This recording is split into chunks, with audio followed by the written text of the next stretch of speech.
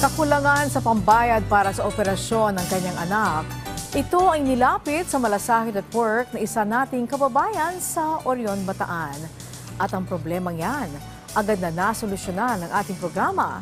Ang kanilang kwento, ating balikan.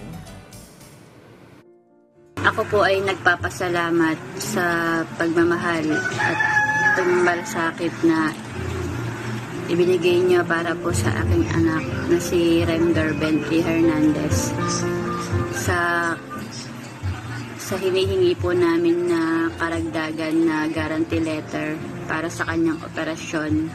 Ito ang pasasalamat ng 36 na taong gulang na si Melanie Espanola sa tulong na kanyang natanggap mula sa ating programa. Ayon kasi sa kanya, kailangan pa nila ng 200,000 piso para tuluyan ang maoperahan ng kanyang anak na may sakit sa puso.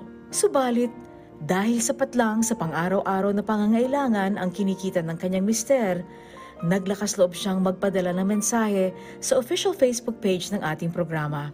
Almost 4 years po kaming nagtiyaga na pumila sa OPD ng Philippine Heart Center, umaasa na may schedule po para sa kanyang operasyon.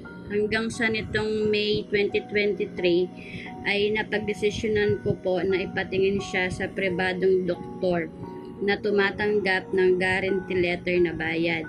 Gawa ng desperado na po ako na maoperahan agad ang aking anak. Nung araw din na yon, ay tinawagan natin ang tanggapan ni Senator Christopher Lawrence Bongo para ilapit ang kanilang kakulangan sa pambayad sa ospital. Agad namang tumugon sa ating tawag ang isa sa kanyang mga staff na si Ginoong Patrick Sulit. Ayon sa kanya, ay sasagutin na ni Senator Go ang lahat ng kulang sa operasyon ng kanilang anak. Makalipas lang ang 1 linggo, ay natanggap na ni Melanie ang guarantee letter mula sa senador.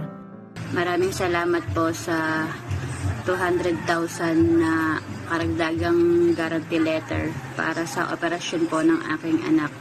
Laking tulong po ito sa amin para po sa operasyon po ng aking anak.